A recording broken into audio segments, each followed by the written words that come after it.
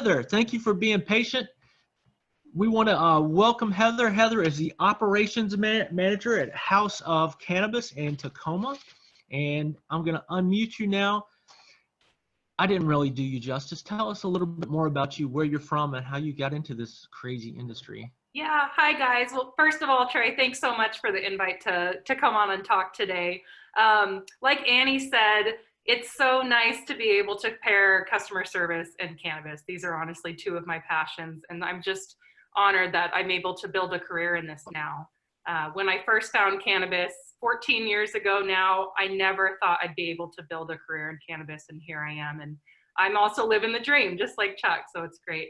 I have been working as a bud tender and operations manager for 8 months now at House of Cannabis. It's in Tacoma near the Tacoma Mall, and we've also got 2 stores on the east side of Washington State. And I also have my own cannabis wellness blog called Bud and Blossom, and I started that at the beginning of 2019. And long story short, basically what got me into cannabis is cannabis has helped me in my personal life in so many ways, especially when I went through some corporate burnout and grief in my mid-20s. So I decided that I needed to alter my career goals and jump with 2 feet into the cannabis industry and help others. And I'm so glad I did. Never look back. Excellent. So you've worked in other professional situations and outside of cannabis. So talk to us. We want to talk about customer service today. It's a new class for us that we're teaching, but even if people aren't enrolled in that class or had any specific training, we're going to talk about how it's the same, and then how it can be entirely different. So could you talk to us about your early days? How did cannabis line up with your experience, and how was it completely new? Absolutely. So yeah, I've been in some form of customer service really throughout the course of my career. I've worked as a barista at Starbucks before. I worked in the chemical industry where I was a customer service manager. And when I was in college, I sold jewelry at a boutique in Seattle. So now that I'm a bud tender, I'm able to recall how I'm pulling some tips and tricks that I learned from all of that professional experience, and I'm incorporating it into my role now. So some things that are the same in any customer service, you're going to want to orient to your customer and their way of talking, right? So if they're a very relational person, you're going to want to be emotive and relate and listen and have maybe more of a personal conversation. But if they're more of a task-oriented person and it's clear from their demeanor and maybe their hustle that they just want to get in and out, you want to have a quick conversation. So a lot of those same customer service 101 tips and tricks, I guess, still apply. Personalization is also another big one. Working at Starbucks, you know, everybody actually takes the time to understand what a customer's name is and write it on the cup. And that's something that costs Starbucks, you know, thousands of dollars every year to take that time to do. But it's important because customers come back when they feel that personal connection. I'm able to take that knowledge now into being a bud tender and remember, if you can say the customer's name when they walk in, or if you can pull that 1/8 of flour that they always get, put it on the counter before they even ask for it, they're just gonna feel enamored. And it's actually really fun as a bud tender to have those relationships bloom. So a lot of that is the same. But to your point, Trey, there's a lot that is different in cannabis retail. There's a lot of things that you can't say. And so there has to be careful language used. I have to be more careful in the way that I promote products than I did in, say, other industries. Bud tenders are not medical advisors. They're not medical practitioners. And so we can't promise that a product will work, for instance, and we certainly can't diagnose. So what I'm doing right now is I'm actually going through a medical marijuana consultant certification as well, just like many of you all are. And so that's been helping me to hone my own understanding of what I can and can't say behind the counter. Help us talk to us a little bit about the new customer, because depending on where you are, some people will be working in a retail shop and they have tourists all day long. Others are in more neighborhood shops, but both stores are going to get the brand new consumer, somebody who's grown up with prohibition or prohibition thinking. How do you help somebody who's brand new walking in the door, maybe intimidated, anxious, etc.? Great question. So there's definitely an element of wanting to be enthusiastic, professional, anything that helps build trust in that instance. So, you know, you don't want to be too lackadaisical. You want to be able to build trust in this industry and showcase that we care about customer service, maybe even more than other industries. You know, you've got someone here behind the counter that wants to help you. And then what I typically do is just start asking questions, broad questions, and then maybe get a little more tailored as the transaction continues. But I'll say things like, you know, what brought you in today? Just something that's disarming and allows them to open up and indicate maybe what they're going through right now, or why their curiosity has even been piqued in cannabis. And from there, I'll start to ask more and more narrow questions to get down to the product selection that's actually going to help them. My mom is a middle-aged woman, someone who is, I'm still, you know, trying to convince her that cannabis is an okay way for people to pursue wellness. So a lot of times I'm actually putting her in my brain and pretending that I'm talking to my mom. Okay, and fair enough. And to follow up, you said product selection. I think it's real exciting the first time you walk into a cannabis store and people who are used to their man, their plug, their woman showing up and having, you know, back in the day, you called somebody for weed and they would show up and you would get what they had. You might have 2 choices, might have 3 if you were lucky. But now we walk into a store and there are literally thousands of products.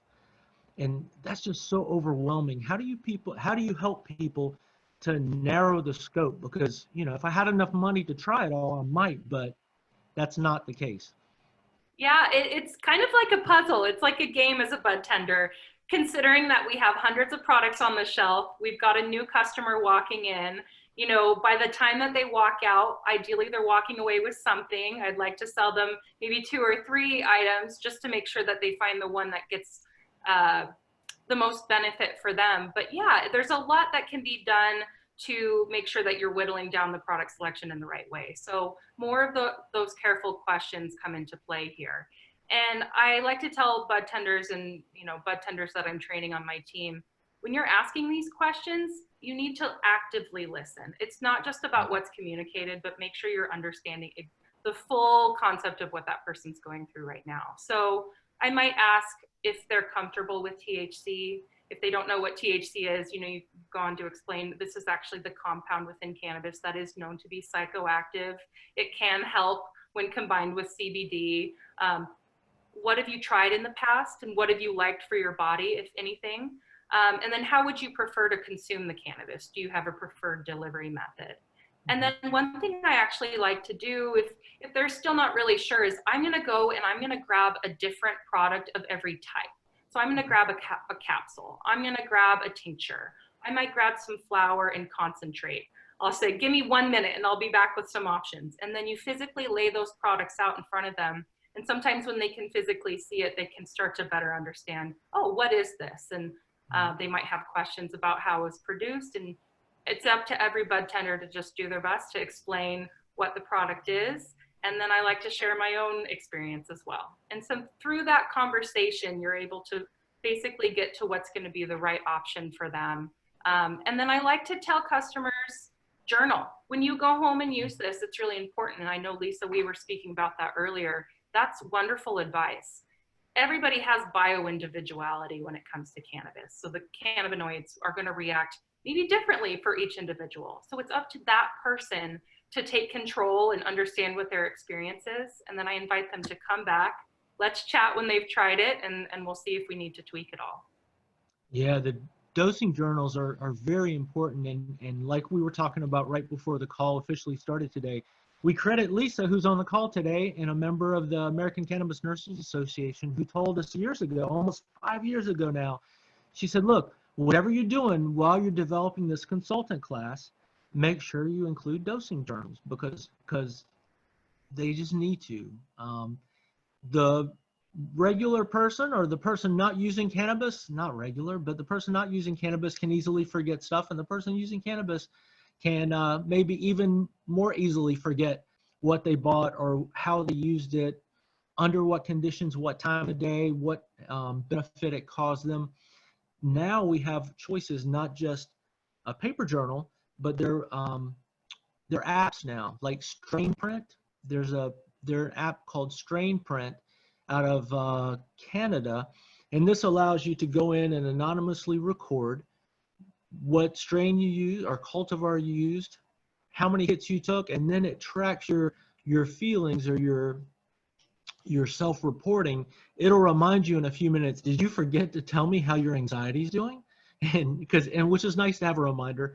And then you go in and then select, you know, how you feeling and how it improves. And then it provides a list for you. So you can say, hey, look, I was trying to deal with insomnia, anxiety, and stress. And so as you develop a record, it will show you, look, you told me your best results for stress were from this Afghan Kush you were using. And that, you know, and so you can not only have a data point for yourself, but your health providers, something to share, some real data to share back with a health provider. So sorry to go on that tangent, but I think that's really important. Didn't want to skip over that. Talk to us a little bit. You said based on your experience, and I think the experience of bud tenders is very interesting because under the best scenario, you get a chance to try a lot of stuff. Do you, and House of Cannabis, and Lisa, feel free to chime in as well, because I know you get to do this work too. Do you have an opportunity to use the products? A lot of times in our market, producers, processors are allowed to bring in samples for employees. Do you do that? Do you take advantage, and how does it inform how you talk about the product? Lisa, do you want to share first and then I'll dive in? Oh, sure, because plenty of times I'm sampled something that isn't in my personal wish list, you know, and I am often pleasantly surprised. It's a nice way to try something because you can't afford to buy everything, and not everyone's taste is the same as yours. And then it's a good checkup to see, is the quality still holding up on this product? So I'm a big fan of bud tender samples. Sometimes they're pretty large and you can share them too, because not everybody gets the same sample. And the ultimate goal is to serve the client and to fill the cash register, right? We all have to be salespeople too. So it's a way of helping us all sell the product. Absolutely. I do find it to be very beneficial as well, especially because a lot of customers will come in and say, have you specifically had this? You know, they want to know that you have. And so sometimes I'm saying, I haven't, but you know, so-and-so over here has, let's go consult with them. But it is a really nice way to experience more breadth. Like for myself, I tend to go for more of the uplifting strains with more limonene and, you know, quote unquote sativa leaning strains, because I like to accomplish and I like to write and get a lot of things done around my house. But it's nice because sometimes through those bud tender samples, I might end up with some indica leaning flower that I normally wouldn't have picked out, but it ends up being really beneficial. And then I feel like I am now more equipped to be able to help my indica leaning customers when they come in. So I really like it. I also think it's a good practice for different vendors to actually give the samples out to the various retailers to give to their bud tenders. It helps increase sales. So there's a lot of win-wins associated with it. Good for the store, good for the vendor, good for the customer. I agree. And otherwise, all you have to go on is packaging.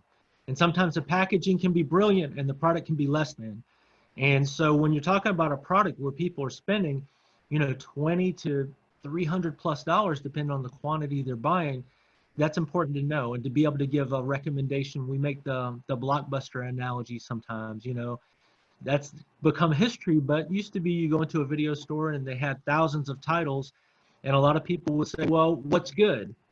Well, you know, that's a loaded question. It's like asking a waiter, what's good? Well, like you said, that's dependent upon that person's taste, that person's personal experience, but at least you have an opportunity to try it and give a real opinion. How about, how do you close the loop with a patient, or not a patient, but a regular guest, as far as getting their feedback about what they've used? Do you employ that and say, hey, look, I'm going to recommend this and I want you to come back and tell me? Yes, absolutely. Because we have so many strains in the store. And so even with the sampling and my own purchasing, there's certainly, I've never been able to smoke through the wall, as we say. So I tell customers, you know, I've heard this one is going to be a really good strain. Based off of what you bought last week, I think this is going to be similar and you're going to like it. But I want to make sure that I am providing you with good options. So why don't you come back when you come back next time? Let me know what you thought. I'm open to your feedback. You know, it's all about creating that relationship. It's not a one and done. And, you know, where I work, we're a smaller store and we have a lot of regulars, which is really this beautiful thing because you continue to see the same faces again and again. And when I was a newer bud tender, customers would even tell me, I don't know you yet. I'm not sure I trust your recommendations. And I would just, you know, take that in stride and say, well, I'm really going to be working hard to gain your trust and give me feedback. I want to get better for you. So. And some of our consumers, to play off of that a little bit, some of our consumers are snobs. And not just snobs, I mean, they're aficionados and they're very confident in their own personal opinion. And so, for instance, I was working with some employees in the store and a guy came in and said, where's your brown weed? I said, what do you mean? He said, well, you know, like we used to get that good brown weed. I said, and I was kind of lost. He said, you know, you used to come and it was kind of tight packed and it didn't look like this. I was like, oh, like Prohibition days. He said, yeah, where is that? I said, well, that's not the way the weed looks in a retail store because this is the product of best conditions and what you smoked, not to demean it, but it was probably, you know, hidden away and not treated right and might have even gotten wet or who knows. And I said, so this is like the cream of the crop. This is when everything's going right. This is the way it's going to look. And he thought about it for a minute. He goes, so you don't have any brown weed? He was disappointed. But to the point, people develop their own taste and expectations. So, you know, if you're not a dabber, you might not understand somebody's passion for dabbing. We really like hash, but hash is you know, just a small percentage of the marketplace. How about selling, you know, there are products that you're not going to get samples of too, suppositories and things like that. Could you talk to us about, you know, we have suppositories and lube on the market that are infused. How do you work with bud tenders to not be shy and not giggle? And not that you would giggle, but how do you have serious conversations about people's serious needs and make sure that you're not skipping over those because it's a hard conversation? Yeah, that's a good question. We haven't had suppositories yet in our store, although, side tangent, I have been learning quite a bit more about them through my certification, and they seem to be, you know, a wonderfully viable medicinal product for people. It's fast acting. We do have lube in our store, and that was a recent inventory adjustment where we brought that on. And I know one bud tender, one of my peers, she did kind of have a hard time speaking to it when a customer asked, well, what will this do? And so, you know, we just kind of talked about the fact that, you know, you can always encourage someone to learn a little bit more about it online, but just speak to what you know. Don't share anything that you're making up, and just be as professional as possible. This is a business. We're here to make sure that our ownership and our retail store continues to have a positive reputation. And remember that this really could help somebody in their sexual health. So it's important that we speak to it and give it respect. Excellent. How about when it goes wrong? How about when somebody comes back in and says, Heather or Lisa, you recommended that I buy an eighth, and you might not have, of this strawberry coffin I got at home, and it was terrible. I just didn't like it at all. And we know the rules don't allow you to exchange or return a product. How do you deal with that? Yeah. Lisa, do you want to share and then I'll go in? We actually exchange products. No, you're on. Okay. We can hear you. Yeah, we have packaging and receipt, and we have a 15-day window. We exchange products. But the first thing I do is apologize. I'm so sorry that didn't work out for you. And tell me about your experience. I want to make that a more positive experience, and I learn about them too. It's that relationship. And if I sold them something or someone sold them something and then they come back to talk to me about it, I want to be very appreciative. Right, that's my learning opportunity. And it happens a fair amount because we don't all have the same taste. Right. That's true. I love what you said, Lisa. It's all about like creating that positive and not to manipulate the situation, but you got to acknowledge in customer service, I'm sorry that you had a tough experience here. And then you jump into solution management, or like, how can we focus on the solution? Maybe getting them to identify to what specifically they didn't like about it. Well, I didn't like the pungent smell. Okay, so let's make sure that we choose a strain now for your next purchase that is not gassy. We'll get something maybe a little bit on the sweeter side. So it's important to listen to them specifically and make sure that what they walk out with this next time is better for them. And then again, invite that feedback loop to continue. Thank you for the feedback. That's an awesome point. We want to continue to get your feedback and make sure that you're happy. Sometimes just telling a customer that your intention is for them to have a good experience is all it takes for them to have a better experience. And I've got so many questions for you, whether like upselling and cross-selling and all, but I do want to make sure the people on the call, I don't want to hog your time, and I know you've got a wealth of information, so we want to open the floor a little bit here, see what questions people might have for you. We want to make sure after those questions, we give you an opportunity to talk about your blog, because that's really exciting, and I know that's been a great success, even though you've just recently started up. But what questions do we have from the floor, from everybody in the room? Yes, ma'am. Kristen. I have a question, Heather, and this is for purely selfish reasons.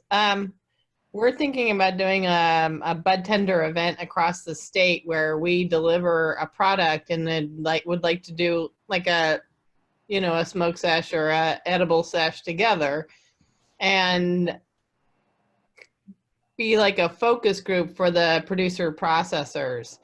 How do you think that do you think that would be appealing to bud tenders? And two, how honest do you think they would be if they knew that the producer processor wasn't in the room and we could get some group think? Do you think that's a good thing to do, or is it everybody's experience is so different that it wouldn't be very meaningful? I think it would be beneficial. I mean, from the bud tender standpoint, they would all get to learn from one another. I think maybe throwing it out there that, we want good and positive or good and constructive feedback as well. Say what you feel. There's not going to be any repercussions on this. We're here to get feedback.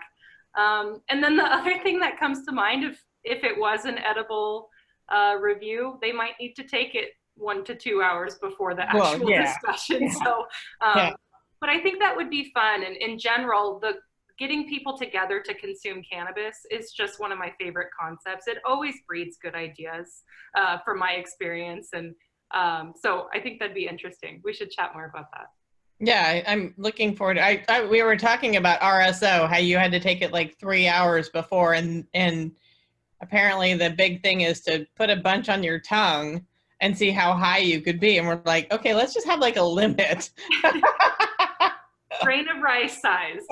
Yeah. Grain of rice size on a cracker, not, oh, good God. Yeah. Get some sleepers. Yeah. Everybody would get on Zoom and fall asleep. That'd be awesome.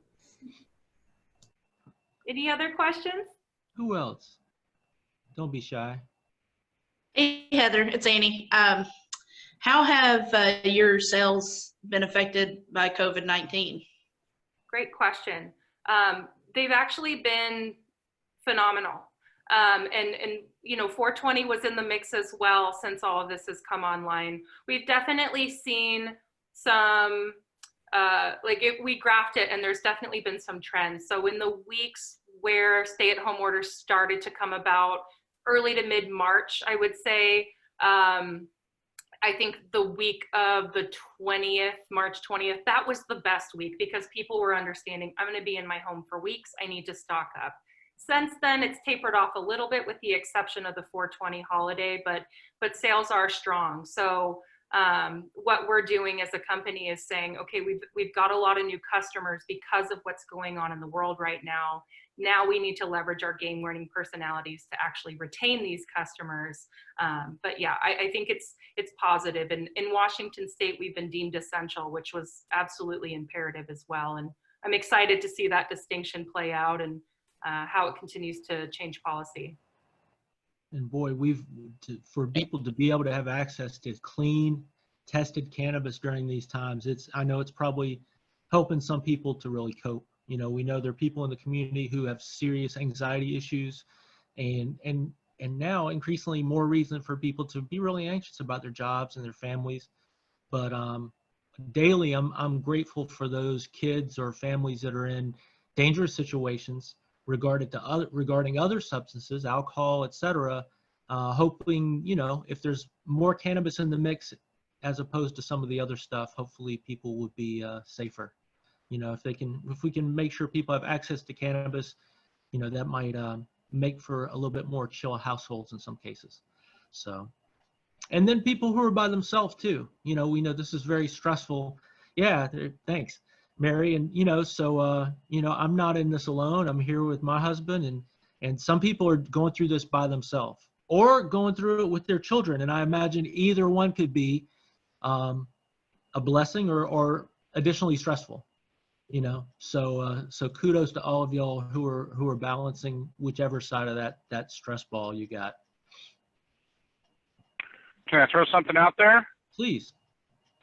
So with this group of people, if we had not been deemed essential, I'm not sure if the industry in Washington would have survived. Yeah. 45 days with no stores locked. Mm-hmm. I think illicit market would have come right back. Yeah, we dodged a missile. Yeah, I think. You're right. I'm very, very, very thankful that happened. And as Heather speaks to, I've had an uptick in business. The producers and processors are very busy, and they're buying scales and adding packaging stations because they can't keep up. So, yeah, right on for us. Thank you. Absolutely. And we got to, you know, like we can always continue to remind students and people we know, just because something has been deemed legal in your state does not mean the fight is over at all. And so you have to continue to stay engaged and you know, because sometimes it's not politicians or rule makers being irresponsible. Sometimes it's just acting on the information they have.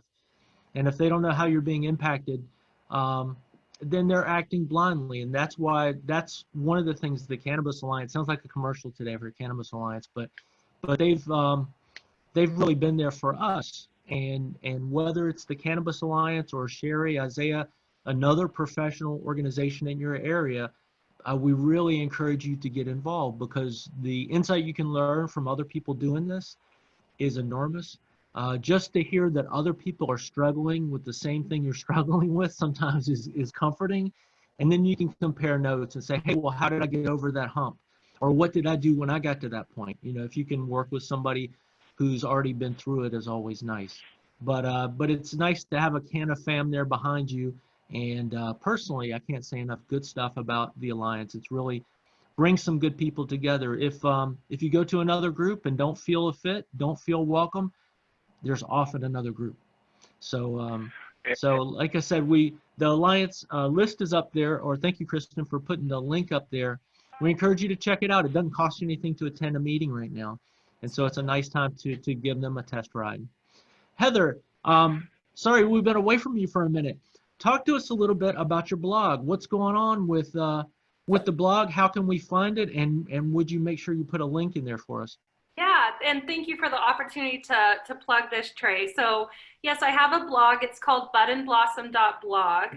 In fact, or excuse me, it's called Bud and Blossom, but that is the address to it. If you look up Bud and Blossom in Google, or even just my name, Heather Dagley, you should find it pop up right away. So the whole intention behind this blog is that I wanted to share my understanding. When we smoke bud and when we do so intentionally, we're able to blossom into the people we have always intended to be. And I write it that way because honestly, that was my own personal experience. And so I just want to share that with others. This is geared for all people, but I think particularly it might speak to women, just because I'm coming at cannabis use from my own experience, my own perspective, which is a feminine one. And I just want to tell people how it's improved my life, and also share stories of others who have improved their lives through cannabis. Speaking to what you were talking about earlier, Trey, the fact that people are going through a difficult time right now, I just want to highlight one of the posts that I recently put up. It's called 7 Ways Cannabis Can Help During Difficult Times. And I put this together after reflecting on the fact that people are going through tough moments right now. People are losing jobs. They might be losing family members. Or, you know, even if neither of those things are happening, there's so much uncertainty. We're watching our favorite restaurants close. It's just, there's a lot going on in all of our spheres. So I wanted people to know some of the ways that cannabis can help. And in general, I think cannabis allows us to look at reality with our eyes wide open.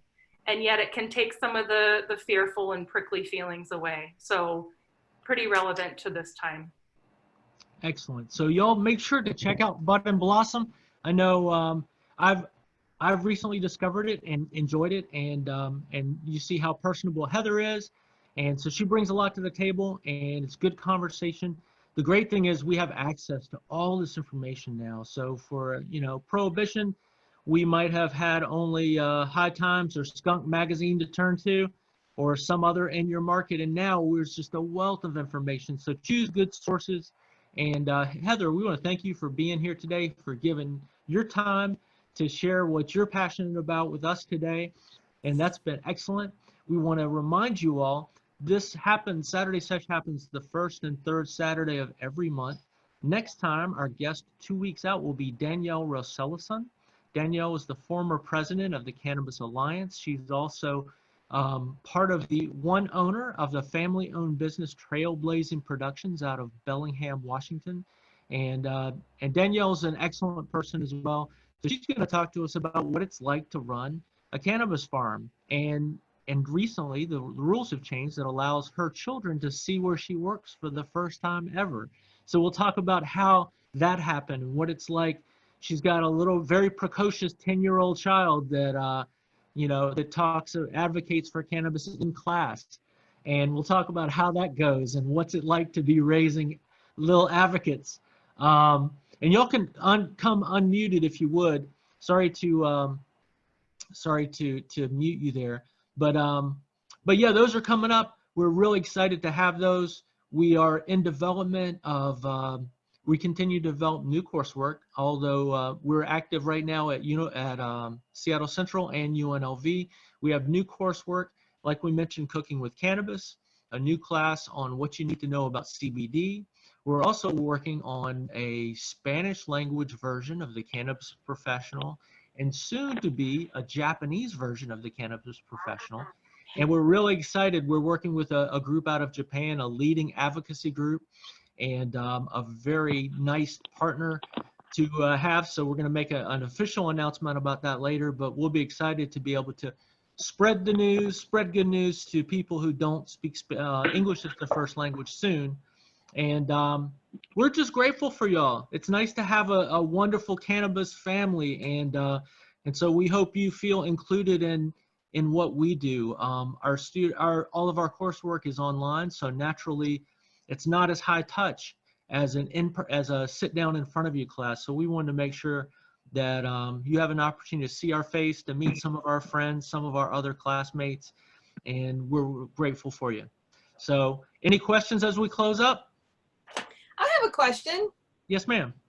I'm curious to know for, let's see, what's her name? I guess for all the experience that we have on the call today, are you seeing an increase in diversity in terms of ownership of dispensaries, farming, behind the scenes, all the roles that it takes to make this happen? Have you seen like, I know there's been a lot of noise in the media about different legislation and where they are. So I'm curious to know, do you see the increase in diversity? Because I know that's kind of slow trickling in, but have you seen a little uptick in it? That's a great question. Kristen, do you want to take that? I know you've worked hand in hand with some of those efforts, and you know some of what's going on locally. Sherry, to be honest with you, we're not where we should be. We do see a little bit of diversity. That was one of the things why we wanted to do a job fair, because we really thought, okay, because we're a closed system, and I think most of the states are closed systems where they have a limited number of licenses, and mostly they go out to people that are well funded. And it's really hard as a woman and minority owned business to get funding. It's hard whether you're in cannabis or not. It's just, they just don't get the funding that, sorry, close your ears, Trey and Chuck, white men do. White men get funding, women and minorities do not. And it's especially hard if you are a woman of color. If for some reason you just have 2 strikes against you, whether you're cannabis or anything. And so we as an industry are working really hard to figure out ways to create incubators. And one of the things that Trey and I are working on with a local college is to create a training program so that people will be going into management positions within the industry that then could create their own cannabis businesses themselves as the licenses come open. There's just not enough support overall. So Yeah, and I say that because I was just getting into the business, wanted to really have a seat at the table into the business. I am a consultant by trade. Yeah. I've been a consultant for about 10 years and understanding that business, especially here in Washington, D.C. in the federal space. Oh, yeah. And I've always sat at a table managing federal contracts, multi-million-dollar contracts. And I was, in my research in cannabis, I was just, I don't know why I was taken aback what I was, that Maryland, the state of Maryland had passed, I guess they had several hundred applicants. And out of the several hundred, they narrowed it down to, I guess, about 40 or 50 that they approved. And out of that, they had not one minority. Yep. Not one. Yep. And Yeah. I was like, really? Yeah, out in Maryland. That kills me. I mean, it's pretty appalling in Washington State. We don't have a lot of minorities owning, and we frankly don't have as many African Americans in Washington State as we do Asians and Hispanics.